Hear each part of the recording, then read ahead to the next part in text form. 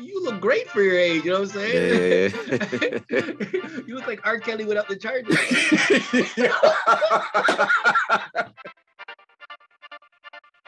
Cedric, welcome to Real Talk with Star Scorpio. How you doing today? I'm good. Sunday morning, cold outside, and we're inside, nice and warm. Yeah. So Cedric, I want to start from the beginning, but first I want to tell people that are watching this that I always admired you, and I did stand-up comedy for 8 years, and you're still doing it. But I gotta let you know, when you were at a show with me, I always felt good that Cedric was performing with me, man. So I just want to give you kudos for that, for being there for me all those years. Thank you. Yeah. Okay, so Cedric, first, where were you born and raised? I was born in a little island called Jamaica. Yeah. In Kingston, one of the roughest parts when I was a little kid, right? So I don't remember it any kind of roughness, you know. So I was there till about 3 years old, and my mom took off and brought me to another island called Montreal or Montreal that you people aren't familiar with. So I'm an island boy, and that's where I grew up. Okay. From like 3.5. Yeah, I still remember the plane trip getting off. Yeah. First experience. Mommy, when me there? First experience that cold weather. Yes. Yeah. Okay, so before stand-up, what did you want to do? Because I think you were doing a lot of things before you touched the stage. Oh yeah. I was working in I started off in high school in a restaurant, and then my sister was a nurse, so I got into the hospital. But here's the funny part: it was in a psych unit. Oh God. Okay. What Jamaicans call the mottos. Yeah. So for 10 years, I worked in a psych unit in a hospital called the Royal Victoria. Okay, so I know it. I have a bunch of I wrote a bunch of stuff a little later on about being in a psych unit, but people are scared of certain jokes. And it's like, if you got somebody crazy in your family or psych jokes, they're like, So I kept about 3 of them. But I worked in a psych unit from I was like 18 to like 28. I started comedy about my last year in the psych unit. Yeah, so that's what I want to know. What age? Because comedy is timeless, and you can start comedy at any age. So you're saying you started around 28 years old? First time I stepped on a stage. Okay, let's go back up. I'm 50 years old now. So I started this late for comedy to start at 28. Yeah. And a lot of people, there's some of them, Russell Peters, 15, 16, Chris Quigley, 14, 15, like, they knew what they wanted. Eddie Murphy, 14 years old. Yeah. Dave Chappelle, 14 years old. Yeah. So they knew what they wanted. There's not much to talk about. Chappelle couldn't even get into a comedy club because he was too young. Yeah, I remember that. He gets stuck in, right? So at the time, I had no idea, but I was taking acting classes in my early 20s. I loved acting. I did a few plays. So on the side, I would go to acting and improv. And so I was ready on that road without knowing I was on that road. And then, that being said, I went to see Just for Laughs. And Just for Laughs is based out of Montreal. Right. And at the time, I was just blown away. I was like, the Kings of Comedy. Yes. Every year, Just for Laughs, they weren't the Kings of Comedy yet. So every year, Just for Laughs would bring somebody up. So I saw Bernie Mac. He was very funny. Yeah. He passed away at my age of 50, which is crazy to me. Wow. You had D.L. Hughley. Yeah. He was a riffer, very quick. You had, my favorite was Steve Harvey. This guy was homeless, living out of a car. Yeah. Steve Harvey was my favorite. And then Cedric, the entertainer, was like a Jay Martin, could sing, could ding. That's why his name was the Entertainer. He's very smooth, bigger guy. Right. And from like the ages of 23, I saw Bellamy to 28. Bill Bellamy. Bill Bellamy. Yeah. So I was watching these guys from 23 to 20. It was just the Uptown show, right? Okay. So Just for Laughs had that black section, which was like the Nubian show. And back then I didn't know who Kenny Robinson was, but Kenny was the one that they got that idea from, but they never used Kenny. Right. And then I got to see Russell Peters on that show, and I got to see Ronnie Edwards. Now I don't know if Ronnie knows this. One of Ronnie's biggest Jamaican joke was, my mom is from Jamaica. And she calls me up the other day, and I told her, Mom, she goes, Ronnie, where are you? I said, Mom, I'm in Moose Jaw. And he's like, you're in the Jaw for Moose? Yeah. And white people would laugh. I'm like, oh, that's so cheesy. Yeah. That's so cheesy. If I'm gonna write, it's gonna be better Jamaican jokes. Right. Which is funny because I got Halifax Comedy Festival a few years ago, and the jokes they took were my Jamaican jokes, and that's what made me feel proud. You know what I mean? Jamaican people were proud people. Ask any Jamaican where you're from. Bombaclat, Jamaica. Where you're from? Bacayard. We're the proudest people till we get to the border. Where you from? Canada. Yes. Because we don't have that representation. Russell, who's Indian, made fun of every culture, but his Jamaican jokes is what brought the Jamaicans on his boat too, right? Yes. So that was one of my biggest inspirations. And then I went to go see, I didn't know the art of it. I went to go watch, I was dating this girl from Toronto. She came to Montreal. I went to the Comedy Nest and we saw this guy, David Acker, who owns the Nest now, which is pretty funny. Wow. And he was up on stage and so I got to see one person do 45 and I'm like, I wasn't laughing because it wasn't funny, but I was like, how does he keep you for 45 minutes like this, right? Right. So I knew, you don't realize it's an act that you practice and you practice and you practice. I was just like, wow. Like, I was just the magic of it, right? And when you watch it, you're like, whoa, but they don't see what we have to do. We go out every night. Yes. Timing, joke, delivery, you know what I mean? You got to get a premise and then build from there.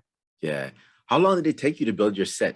Because, we start off with that 5 and then we hit the 10 and the 15 half hour and then the 45 where you can start headlining, even like Kenny's show. How long did it take you to build your set? Okay, so like I said, I stepped on stage first time in 98. I wrote 5 minutes of jokes. And one of my best, which I still do now, is my Jamaican joke, how you go into a Jamaican restaurant and after some pate no cook, oxtail no cook, right? Excuse me, could I have a oxtail dinner? Oxtail no cook. Have a stew chicken dinner? Stew chicken no cook. Have a patty? Patty done. So that was one of my first. So my thing was I wrote those 5 minutes of jokes and I was doing that. And there was in Montreal, there'd be a promoter who would do like little sideshows and they saw me and they were like, hey kid, you gotta just refine this act, but you have stage presence and you're good looking, learn to write the joke. And so I would go out. Ottawa had 5 minutes open mic and I would do 5 minutes there. And so I had, the 5 minutes that I had written, it's funny because when I saw Roddy Edwards' Moose jaw joke, I wrote jokes from when I was 25, had it in my bag, bring it to work at the psych unit, but it took me 3 years to go on stage. Oh my gosh. I carried around a book of ideas. Yes. Right, that I would look at. But to memorize in front of a mirror and get on the stage when a bright light hits you is a whole different. I was like, and you want to look down, and now it's just weird. So I had the jokes written, carried them for 3 years. So my first 5 minutes, I would say it took me 2 years to get it where the whole 5 minutes was good, right? Because you stay with the ones that work and then you keep adding and adding and adding and adding. So I got 7 minutes, but I always separated, which I don't know how many urban comics do this. I separated my black jokes and my white jokes. Yeah. So I knew this would be funnier in a black crowd, but it was like, I didn't feel comfortable. So I started making fun of white people. So now I went up to about 9 to 10 minutes. And then when I came, my son was he was living with me from 1.5 till like he was 3 years old. Yeah. Then he lived with me, my mom. Then his mom wanted him back. So he moved to Toronto. So I was coming to Toronto back and forth to see him because in the hospital, I had every second weekend off, right? Okay. I was coming up and that's where, you see the Nubian show we did together. I walked in, I got to Toronto and boom, boom, boom, open mic every day of the week. I'm like, what?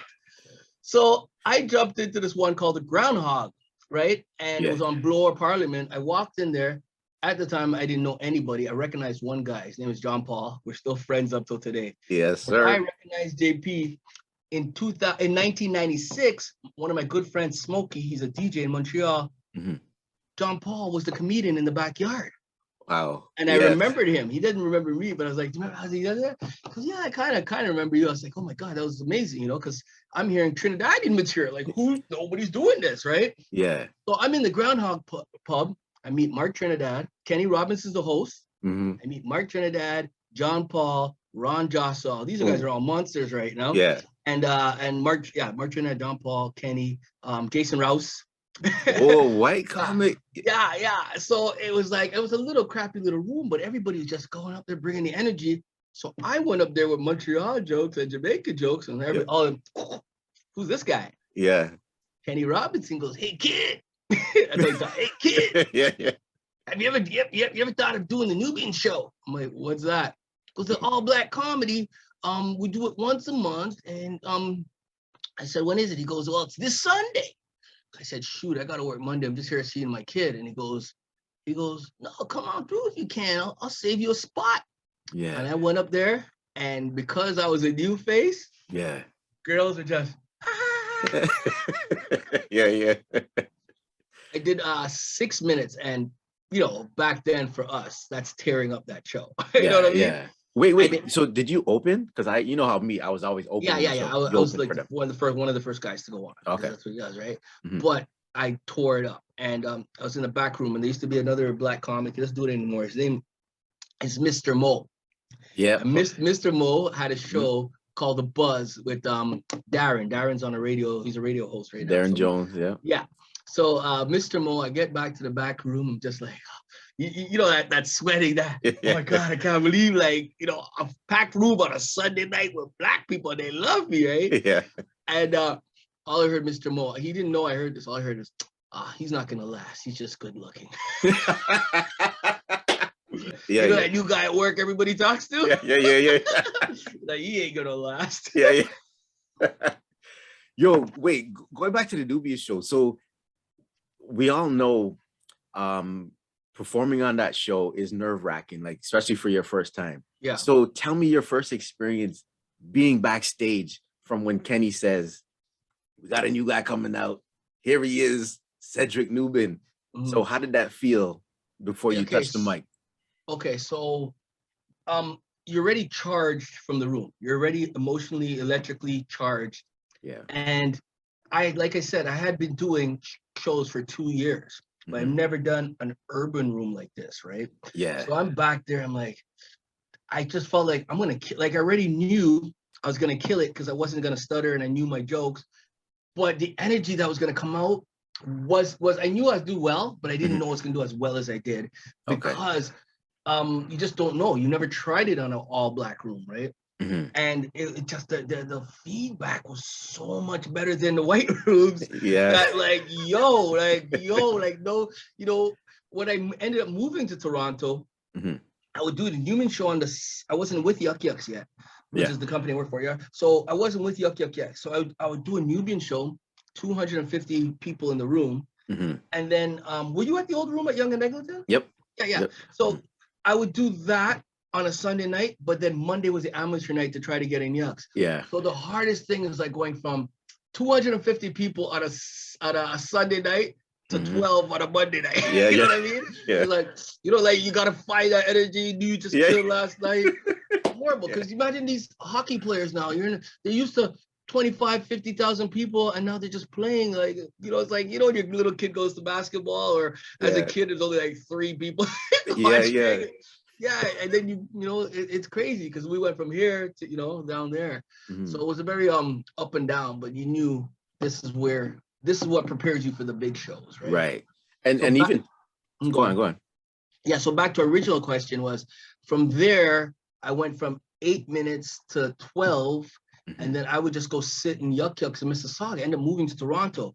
Yeah. So I was in the back of the room, and so now this is I signed in 2001. So now it's about 2000. I would just hang in the back of Yuk Yuks. Mm-hmm. And I lived around the corner. I would go and just hang out at night. Yeah. So when I moved to Toronto, I moved in 99, right? I moved to Toronto late 99, early 2000, and I lived in Mississauga. So I was I was doing courier, so I was driving the daytime. Yeah. And then in the evening, I was able to go. And so Yuk Yuks had 6 shows, 1 Thursday, 2 Friday, 2 Saturday, 1 Sunday. Yeah. And I would just go sit in the back. I knew the managers. I started to watch the acts. And back then, the headliners was Jerry D, Russell Peters, Chris Quigley, Ian Sirota, Chuck Byrne, I remember. And I would just sit in the back and I would watch these guys. Steve Patterson from the Debaters. He was one of the headliners. And I would just watch how they move, watch how they talk. And then the manager got to know me. So the manager's like, you want to do 5? You want to do 5? So every night I was getting on. And then Saturday nights I'd jump on, right? And then one night, this is how everybody tells the stories like this, and it's true. It's like being a backup goalie when you get that chance, you got to step up. You got to take it. One night, the middle didn't show. So they're trying to find another middle. Goes, hey, Ced, can you do 15? I could do 12. Yeah. Can you do 15? Yeah. I can do 13. Can you do 15? Okay, I can do 15. Yeah. So I ended up getting a 15. I was comfortable mixing my black jokes in. So it took me 3 years to get a 15 I'm comfortable with. And then the 15 turned to 20. And then 20 a year later, maybe 25. So now let's fast forward to I was supposed to open for Kenny Robinson in 2006. Okay. So now I'm 7 years in, signed with Yuk Yuks in 2001, 7 years in, and they said, hey kid, you coming out with me out west? I said, yeah. He goes, you're gonna love it out there. I'm like, I'm so excited, right? And I tell young comics just to get better, you got to leave your comfort zone. So I got everything packed. Day before I'm ready to go, I get a call from it was Stacy at the time. She was the booker at Yuk Yuks. She goes, I said Kenny Robinson just got on a movie with Chris Rock called Down to Earth that they're filming in Toronto. I remember that. Yeah. I'm like, all right, cool. What does this mean? Yeah. She goes, you're gonna be the headliner out west. Can you do an hour? Same thing. I got 35. Wait, Ced, let them know out west. So we're talking about Canada. We're talking about the west. The west part. So Calgary, BC. What are we talking about? So out west means Saskatchewan, Saskatoon, Swift Current, Regina. Then you go to Calgary, Edmonton, and then you go to Vancouver. Vancouver. Okay. Vancouver, right? So so this is all white cowboys. Yeah. So it's like, Ced, can you do an hour? I said, I could stretch 45 with my black stuff. And they said, can you do an hour? I could stretch 47. Yeah. Boo. Oh, I guess I'm doing an hour.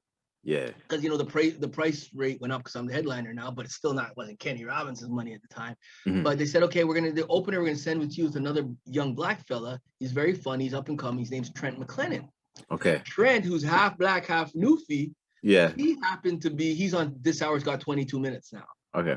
So when we're out on the road, I said, his opening joke was, I'm from Newfoundland. And he goes, they got a name for black people in Newfoundland. He goes, it's called Trent. Yeah. So I'm like, bro, that's funny. You got to do more of that. More black, more Newfie jokes, because that's not something that's common. Sure enough, he ended up writing more and he got funnier and funnier and funnier. But he was my opener out west. And after my first 2 shows out there, I was able to take, because that's what I'm good at. I'm taking where I am and finding the funny in it where people can relate to it. Right. So I ended up I did my hour out there, but a 15 if it was just talking to people, right? So it was riffing and you got stronger. And they don't see black people out there. So they look at you like you're a dare. Yeah. Mama, PK. I don't know if anybody, he's a black hockey player. Mama, PK.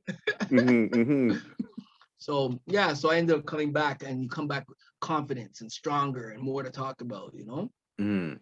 So go back to now when you got signed for Yuk Yuks, that process. So 2001, you said you got signed. Yeah. So what was the audition process? Because I auditioned for Mark Breslin, owner of Yuk Yuks, once, and then he gave me some critique. But what was it for you? Okay, so we all go through the same process, right? It's called a showcase. So you do the amateur night, you do the amateur night, and the guy that manages the amateur night will give a list to Mark of certain people that are coming up and what they want to see. And at the time, I was with Gilson Lubin, Kevin Harrod, right? So I know they ain't putting name 3 niggas on the same. Yeah. So I was like, okay, I gotta stand out differently, and I had that Montreal flavor, right? Yeah. So I'm up here. I'm about 2.5 years in. So I started, like I said, 98, 99. I didn't sign until mid 2001. So my first showcase was 2000, like maybe, let's say October. I went in front of him, did my set. You have to do 7 minutes, 6 to 7 minutes, right? He just wants to see, and I did well. I get off stage. He said, "Hey, I like your stuff. You have a little bit of different, a little Jewish man." Yeah. But he goes, "You're not quite there yet." I said, "Okay, I'm gonna." What does he look like? At the time, you don't know. You're like, how can I make this better? Blah blah blah.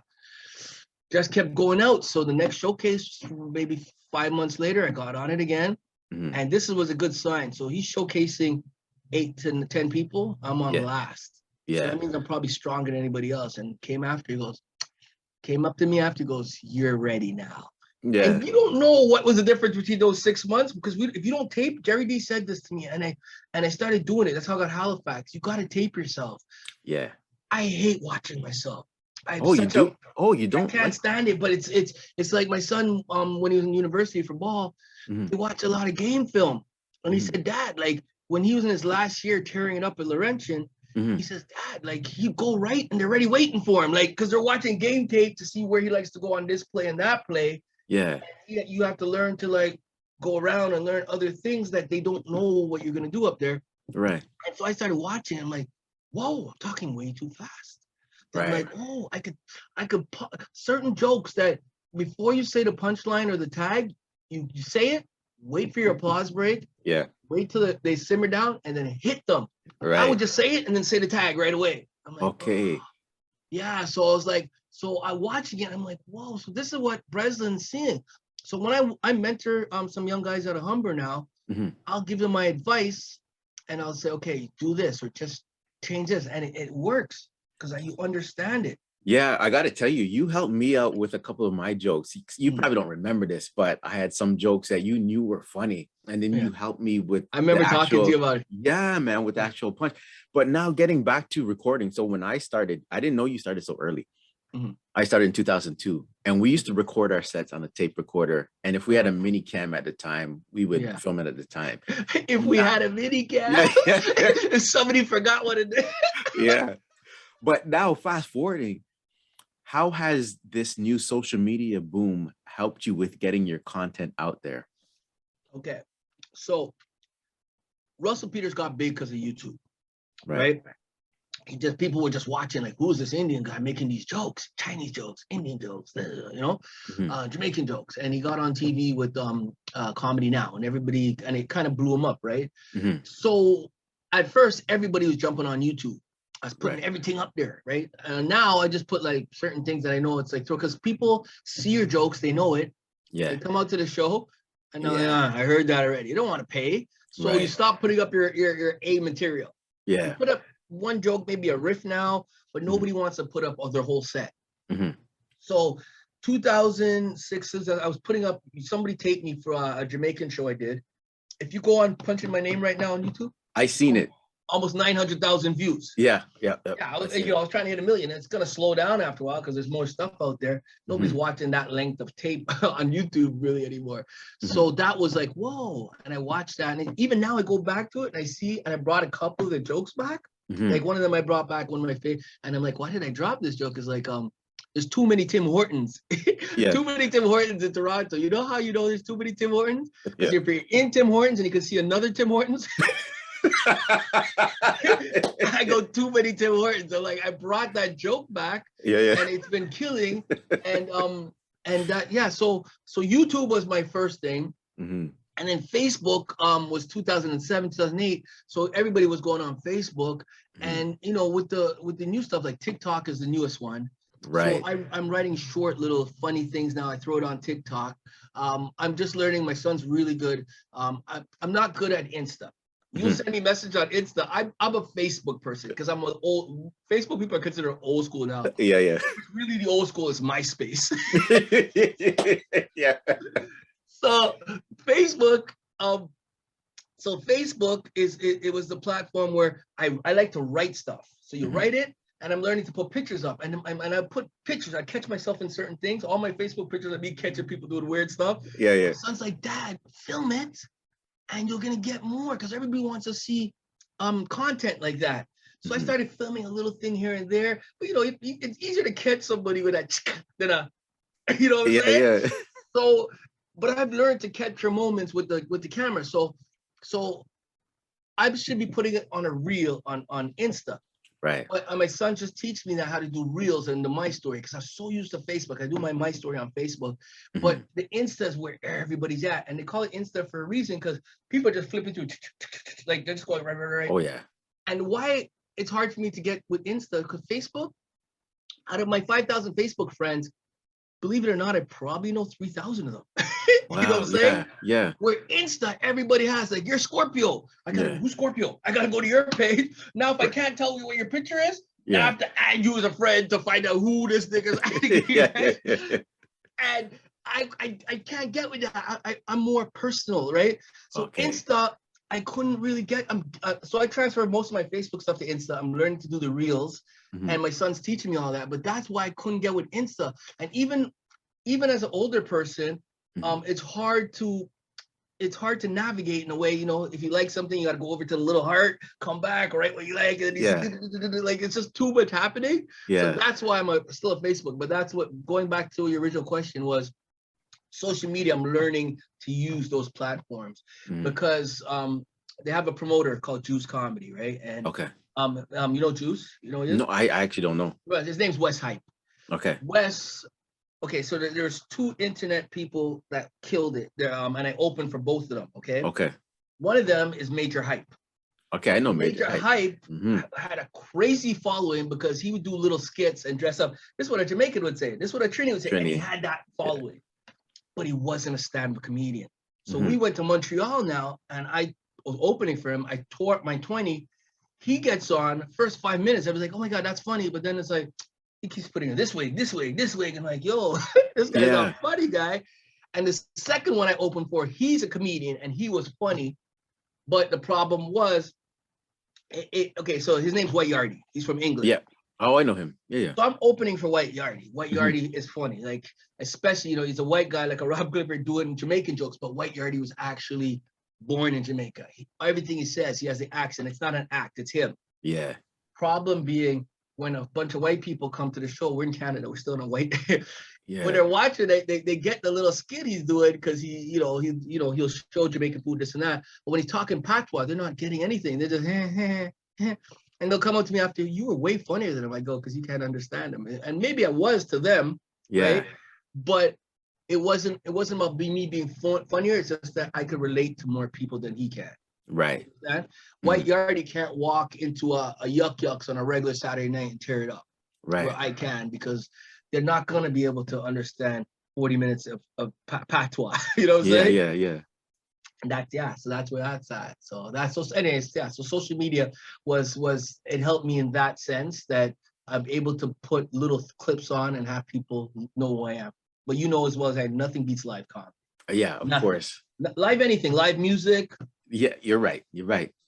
But going back to IG now, so Insta, you have some hilarious posts, right? And I like scrolling through sometimes when I see, and you have that creative mind, like all comedians.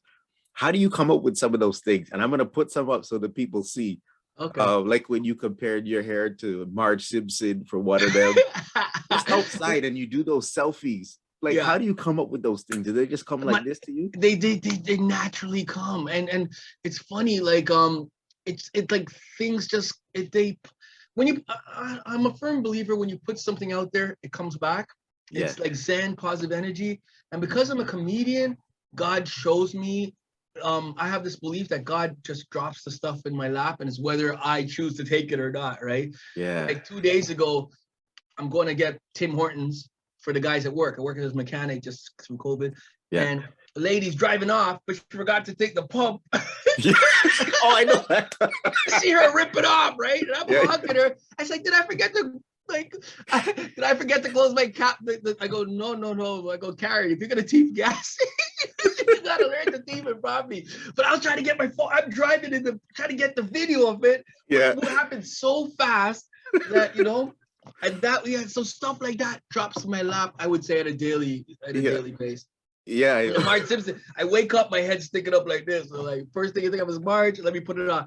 And that's a big thing, Peter. it's like with comedy, you forget stuff. You gotta write things down right away. Like the other day, I wrote something. Well, I wrote something down. I have nowhere to put in my material. Just a short little thing. I'm like, you had great sex when you can't find your clothes after you're done. What's a panty doing up on the ceiling fan? But I have no place to put that. But it's just a thought in process, right? Wait, Cedric. Wait, going back to that for a minute though. Yeah. Yo, I never wrote though. This was my downfall. So it looks like you do write your stuff. Yeah. I always tried to keep things in my head, and I would practice in my house, which was, I think that was my mistake too. Yeah. But when you have good ideas, you write it, right? Is that what you do too? You have to write it down. But my favorite, I loved your pink flamingo joke. Yeah. That's what I like. Certain jokes they say everybody always has that one joke that's personal to them. And you delivered that joke the same every time. Like you were quiet, smooth. Right? Yeah. But when you got to that, like I would be sitting there waiting. I want to get to the flamingo. Yeah. But you gotta write it down. And the other tip I tell people: to never throw away a joke. Yeah. Like I had one that was the same thing. I'll tell you the joke real quick. It's a short one, but it got laughs, but there's no punchline to it. Okay. And I'm somebody who likes play on words, right? I like play on word jokes, right? I like to make people think a little bit, So the joke I had, I said I did it a few times over a span a couple of years, right? I said my ex-girlfriend had a square ass. I always thought asses are supposed to have curves, not angles. Yeah. Right? Yeah. And I thought I was missing something. I get giggles, and that was it. One night I did it in Halifax, and as I'm walking back to my hotel room after the show, it came to me. It goes, I always thought. I'm like, yes, that's the ending of the joke. So the next night I went on stage, I go, yeah, my ex-girlfriend had square ass. I never told her that. I'm not an asshole. But I always thought asses are supposed to have curves, not angles. I waited. I go, that's why she's not around. Oh, yes. It turned that ha to that. Yes. That little play on ending, words. Play on words. That little ending to that joke, man. And I was happy I never threw away that joke, right? Yeah. So so you never throw it away. Sometimes it's just that little end, that little tweak that has to be done. I had another one, I can't remember it right now, but yeah, same thing happened. Boom, boom, boom. And I got the ending of the joke. I'm like, yes. Yeah. So tell me something. Anytime we performed together, you always did well. And I always like when you opened for me, and not just me. So you were the opener. And, we did a lot of shows at, reggae clubs and things before they had their actual club. So we would open. So I never seen you perform bad, but I stopped doing comedy. But have you had an experience where it didn't go how you planned and then you were shook after? Yeah, I have one. Okay, so back in 2000, they had a room called, I don't know if you remember, it was by the airport. He was doing like Magnum was doing these Magnum, yeah. So Paradise. It's called Club Paradise. Yes. So I have this in my material, but I used to thief cars in Montreal, right? Yeah.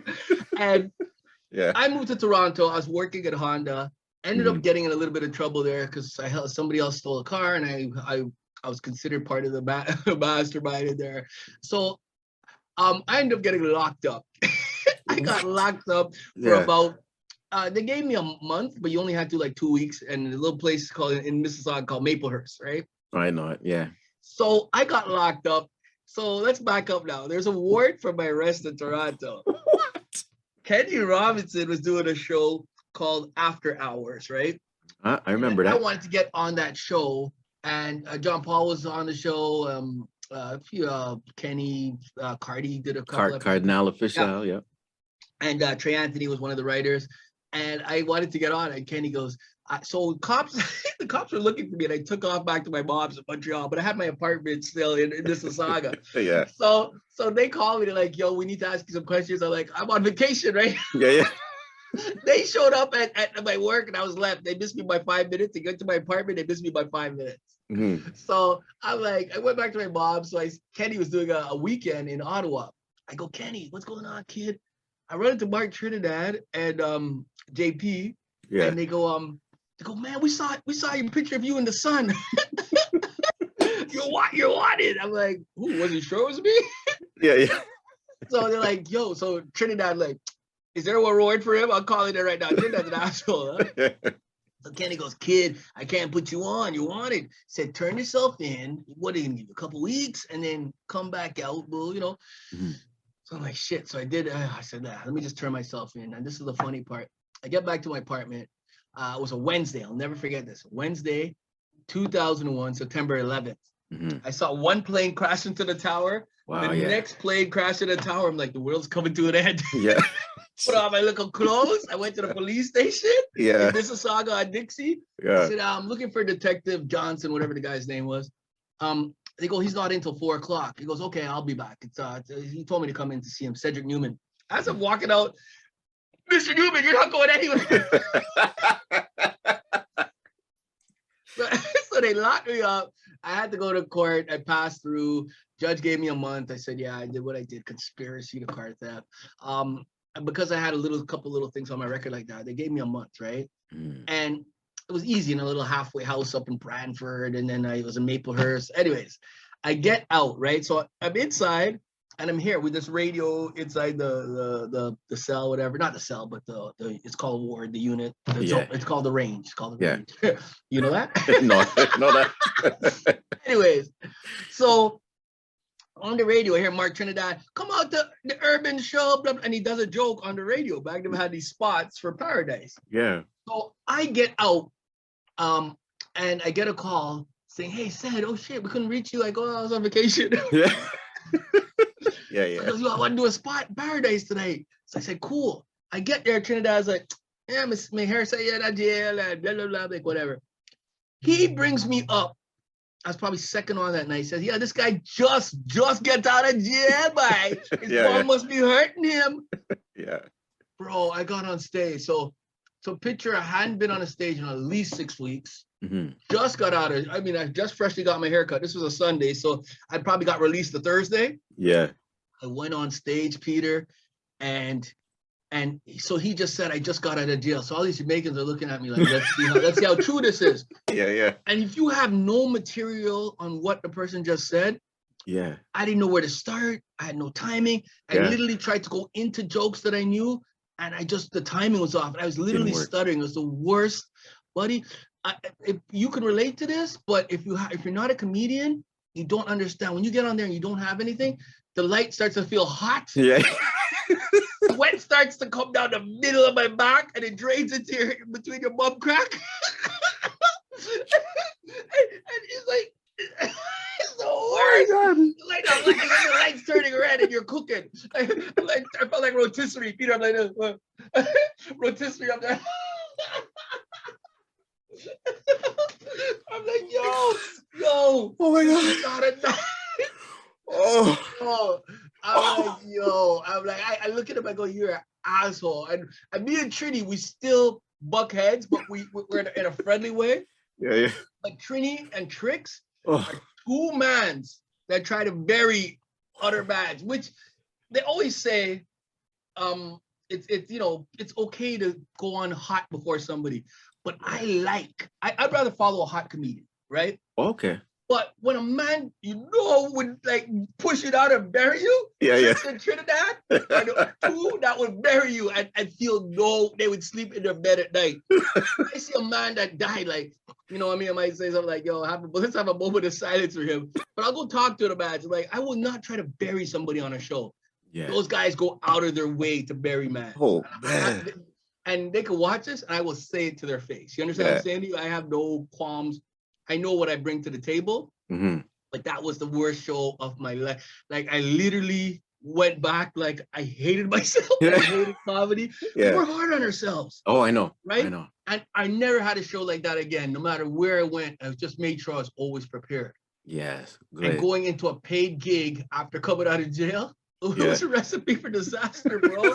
You have to, it's like Michael Jordan coming back after a year and a half of baseball. Yeah. It's not terrible. I went into the Gardens and put up 45, but you can't be in game shape if you haven't played in the game. Right. You're right. You're so right. Bottom line, you can't go out there and hit threes if you haven't been if you've been in the schoolyard, you know what I mean, kicking a ball. Yeah. It's not gonna happen. Yo, I'm glad you said this because I didn't know, man. Like I knew there must have been shows that didn't do well, but that was a story that people need to hear. Yeah. But now this leads to what I gotta say, man.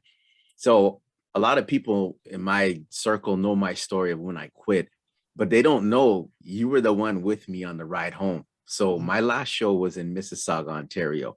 Yeah. This is when I was winding down in comedy. I didn't practice and I was asked to do a show and you were on it.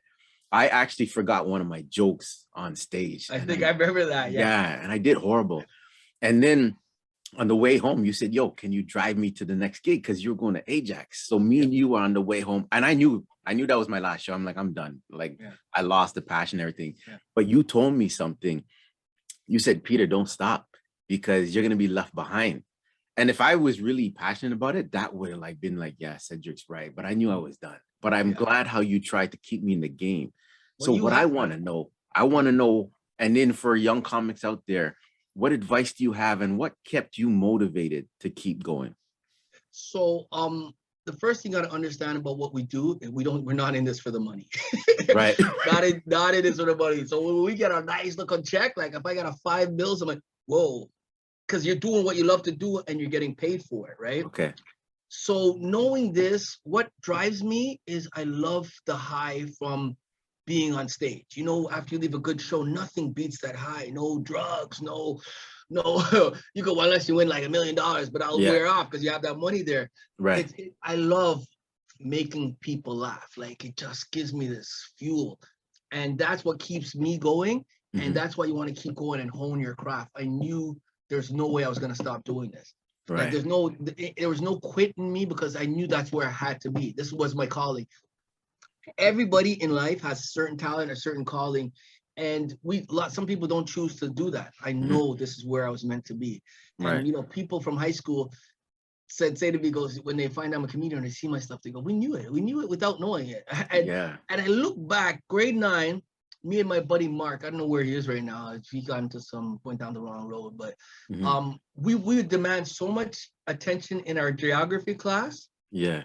That the geography teacher said, listen, if you guys keep the peace because we'd riff on people. You guys keep the peace, I'll let you guys at the end of every class, 5 minutes left, I'll let you guys just go at it. Yeah. So now it's like, just waiting, like we just keep the peace. And by the end of the class, we had 5 minutes. Like that was 5 minutes on stage because we would rip on each other, rip on this, rip on the teacher. And that was grooming me to be a comedian without knowing that. Right. And then I used to host fashion shows in high school. And, you know, and then I did the talent show. I played LL Cool J. I bought LL used to wear troop suits. Yeah. I bought her some no name and you know, print on the trooper. And I got a little Kango and, you know, I need love. So, but I'm alone in my room. It's still in my head, right? Yeah. So I knew a stage and I knew how to navigate on a stage, but it's just, you know what I mean? This is where, so I know it was in me, but I can't speak for you. And once you lose that passion, but you're doing a podcast now, so you know you like to talk to people. Yeah. Maybe you could have been a writer behind the scenes on the side, but you have a family to provide for, and you knew that I tried it, I did the best I could, and now it's time. You knew it was time to walk away. Yeah. And that's another art in itself, right? True. Because you're not going to go through there if you don't really want to be there. If you're not feeling it, you're not going to do well. Yeah, you're so right. So what advice do you have for comics that are on that brink? I had a comic on, Eric Escobar from the States, and he had some good advice for young comics. What's a couple things you would say to someone who's on that brink, you know, where you want to just give up, but they know this is their passion? There's a young kid I'm mentoring right now, and he's having trouble. He has a girlfriend that's helping him out pay and with the bills and stuff, but he knows. And if you know, you're gonna keep going. Okay. But at the same token, bills got to be paid. Right. So there's different ways to navigate. Like right now is a great time because you have Uber Eats. If you don't have a car, you got Uber, and Uber Eats, you could jump on a bicycle. You could go make enough for 4 hours in a day, in the daytime, and still find a stage at night because you have to find a stage no matter where it is. And during COVID, I was forced after the second wave, we were forced to do internet shows. I mean, Zoom shows. Zoom shows, yeah. And then I do patio shows. I did poolsides. I did backyards. Wow. Like everything, people, because you weren't allowed indoors anymore. So my very first gig coming back from the last wave last year was a drive-in movie theater. I had to make cars laugh. Wow. Right? Yeah, and I wrote a bit on it. I'll even tell you right now, I had to make cars laugh. You know, if they liked you, they honked. They honked, yeah. If they didn't like you, they high beam. Yo. So like, you know how hard it is to make a Dodge Caravan laugh? Whatever it feels to say when you get heckled. They got one headlight out, Karen. Yeah. Oh, man. It was awkward because you're not connecting. Yeah. You know what I mean? Yeah. But we love what we do, so we're gonna do it. And the same way, like when Yuk Yuks called me, said, "Yo, they want you to do a Zoom show." I'm like, it's not the same. I gotta talk like how we're talking now. Yeah. And people just sit and watch me. I'm like, why don't I just put a tape in? Like, yeah. But they want to see the liveness of it. I'm like, I'm not really interested. It says pays $800 for 20 minutes. I go, all I want to do is a zoom in my room. Bills got to be paid. Yeah. So that was how that I got good at that. And there you have to still talk, engage, but sometimes you get a little more, you can use props and, Yeah. But it keeps you writing. And that's the key to the Zoom shows, right? Yeah. I was able to put, someone, it was a JP came up with the idea, and Jay Martin, let's do a thing called the Minority Report. Yeah. We did it every Sunday, and we met up Tuesday because nobody was going anywhere. We met it Tuesday evening, right? By Thursdays we're fine. And now we do our monologue in the beginning, 3 minutes. A minute and a half each, and then we go into our sketches. Yeah. And people are enjoying it, right? And it was crazy. It was crazy. Nice, man. Nice. Because when the pandemic hit, I was gonna ask, but I'm glad you touched on it. When COVID hit, like Crystal was saying how she was going through that depression, missing the stage. But you have to capitalize on what you have. What else is out? Yeah. You have to make those adjustments. Right. And pivot, like that word they use, pivot. Yo, Cedric, I gotta ask you, or I gotta tell you, this is crazy, man. So my wife, and I told you this when we met in Niagara Falls, but my wife, my daughter, we enjoyed Big Brother. So your son, Tychon, was the winner of Big Brother 9. But what's crazy is I keep forgetting my age. So you said you're 50, I'm 48. Yeah. Okay. When I'm watching the show, you have this infectious smile that everyone knows, right? So I know Cedric has that smile. I seen Tychon, right? And he's a big man. Yeah. And I seen him on the show, and I thought he was your brother. I said, Tasha, to my wife, I was like, this looks like Cedric, the comedian. You knew that right away. People told me that too. Yeah. But I thought it was your brother. This is how, I wasn't thinking about my age. I was like, that has to be Cedric's brother. I was on the subway going somewhere. Somebody goes, "Hey, you look like that guy on Big Brother." I go, "No, it wasn't me." Yeah. "So sure it wasn't you?" He goes, "No, you didn't win that money." I go, "Bro, would I be on the subway?" I go, "But it was my son." And it's funny how people see that, right? Yeah. He looks like both me and his mom, but the same thing. He's playing ball at McGill, and one of the custodians is clean. He goes, "Who's your father?" Yeah. His name's Cedric. He goes, "Newman?" Yeah. So this guy I went to high school with, he's like, just saw my son walk in, and he's smiling, and he's like, "I know that guy." You know what I mean? And he's gotten that a lot. And the funny part, when we were writing his biography for the show, I was like, no. He goes, "Dad, I said, no. I want you to have your own identity. Okay. So showcase your mom and your grandmothers. I don't want you to come off as a player." Yeah. This and that, right? Because I had my playing days. Yeah. So I just I needed him to have his own identity, and this worked out perfect. Yeah. Now he's a model. He has a master's degree. He left his job. He left his urban planning job, $100,000 a year, to go pursue modeling. He's doing a lot of YouTube stuff now. He's everywhere, and he's going well. The iron, they say, strike the iron while it's hot. And it's hot, right? Yeah, he has a look and the personality for it, man. So he demands attention when he walks into a room. It's crazy. Yeah, it's crazy, man.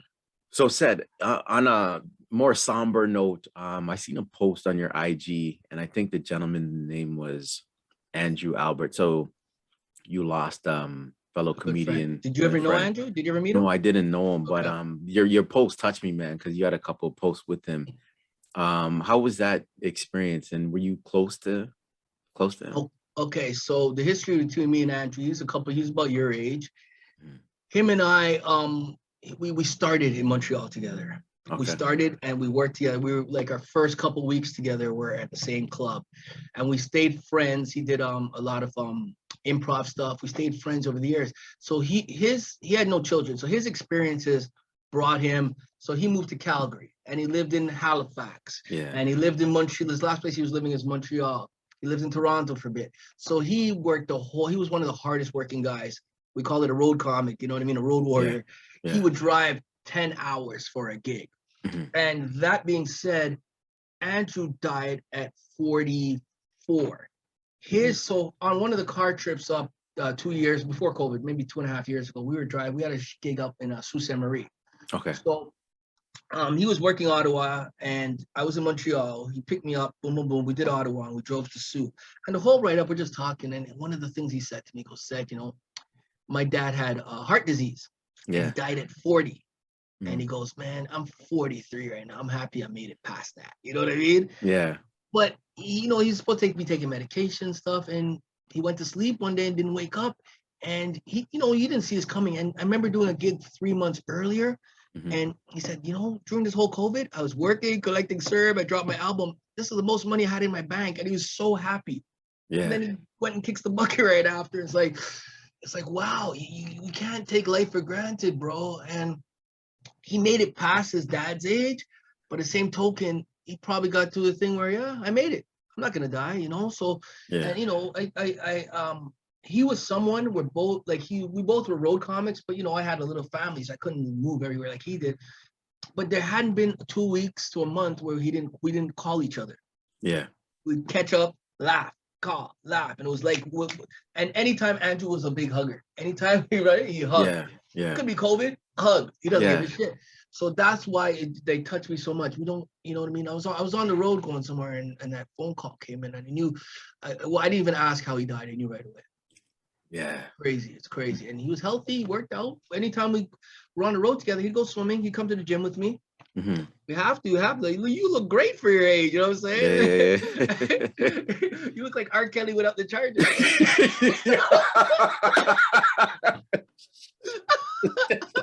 That's gonna be I know you're playing that on a recording. Yeah, I have to. I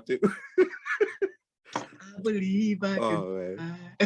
But I'm glad you shared that, man, because people got to hear that side of it too, and his spirit and memory is still there, so that's cool, man. I have his picture is in my living room. Hold on, don't move. Yeah. Hey, bro, he looks at me every day. Got that? Yeah. Yep, yeah. I got it. Yeah. Yeah, man. I framed this picture and I have it there. That's how close we were, man. Mm-hmm. Not everybody could make your living room. Yeah. True, so true. Okay, Ced, tell me about this comedy album. What's going on? How did it start? How did you get the footage? And it's hopefully drop in, I think, February. Yeah. But let me know that process with the album. Okay, so a lot of young comics that are, like I said, they're way quicker and they play comedy on Andrew dropped his album.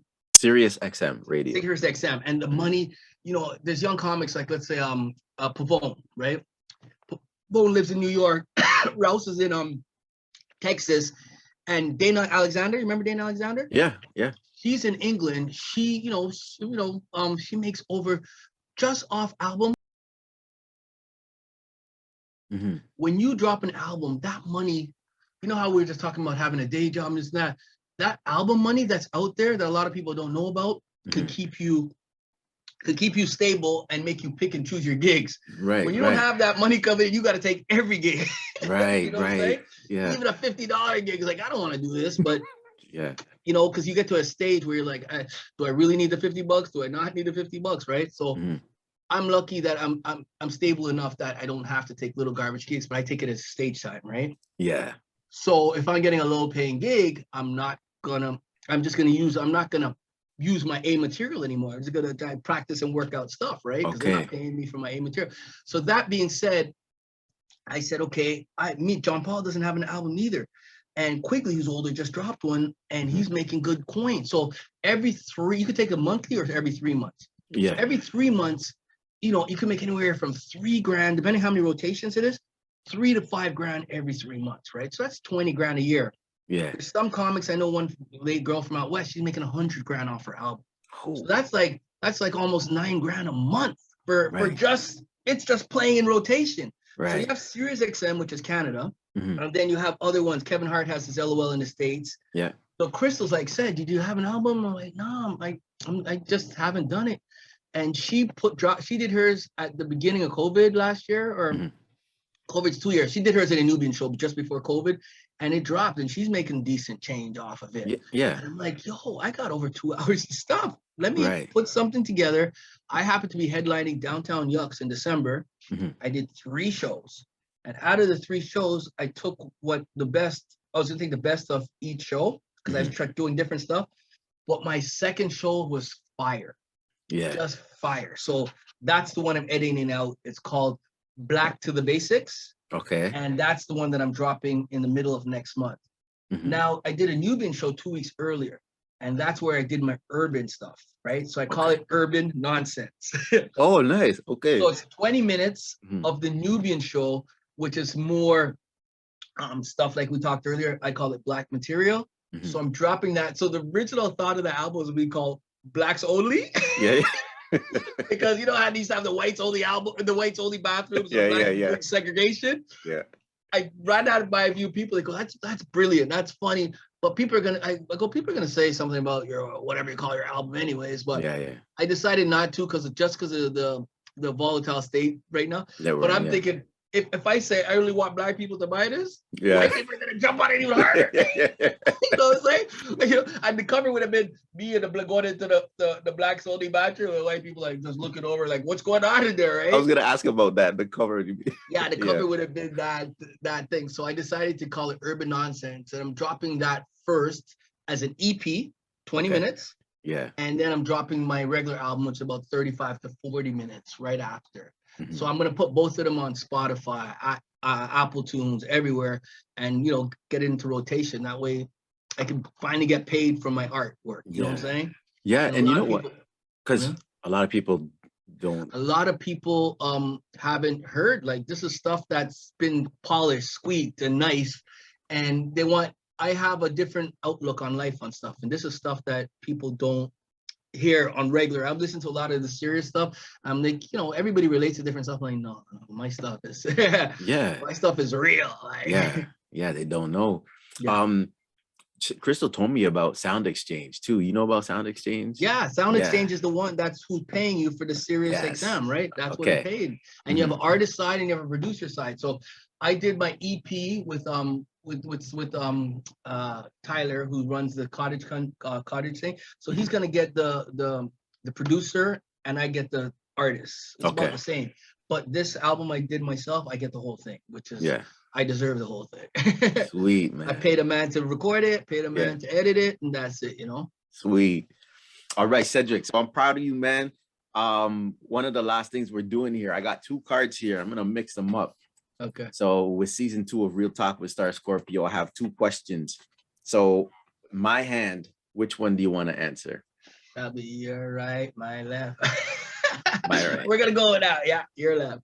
Here, yeah, you're right. Sorry, my left. Name one challenging thing you had to overcome in life.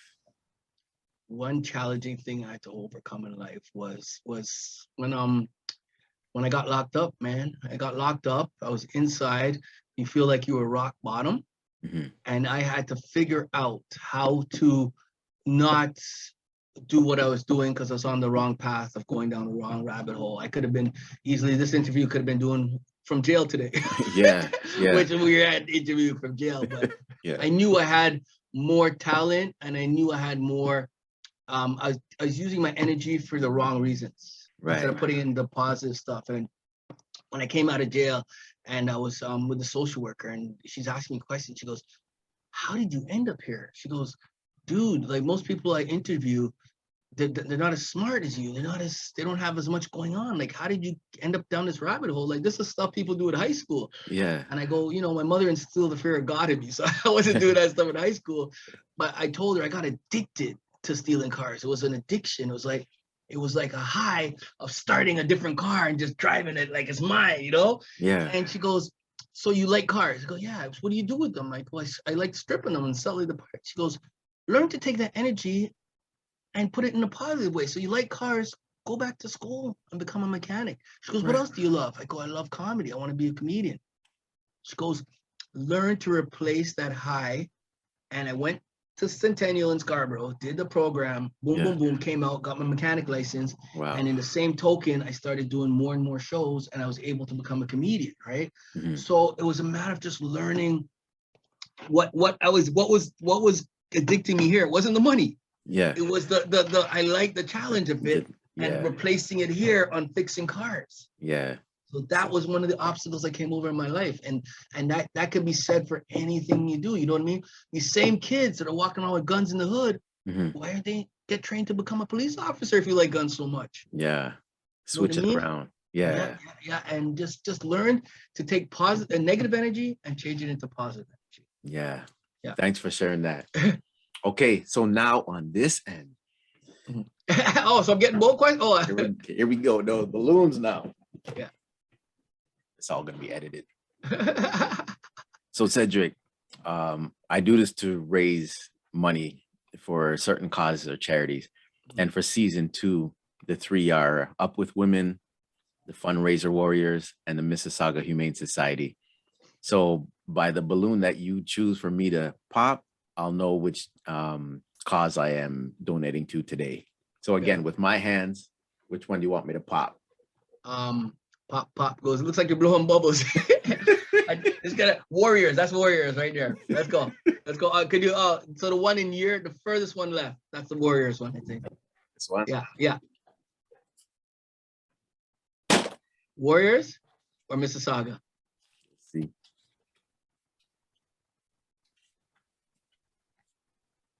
It was Warriors, isn't it? So the predictions. So the 4th charity of season 2 that Star Scorpio is donating to is the Fundraiser Warriors. Oh my God. Did I not nail that? Cedric predicted. Amazing. These 4 young kids are doing great things, raising money for great causes. I felt that energy. You see that? Wow, look at that. That's the first time. Wow. That's a 1 in 3 chance, 33.33%. I nailed it. All right, Cedric, thank you for coming out today. Season 2, episode 4 of Real Talk with Star Scorpio is complete and in the books, and we out. Stay blessed, everyone. Stay blessed.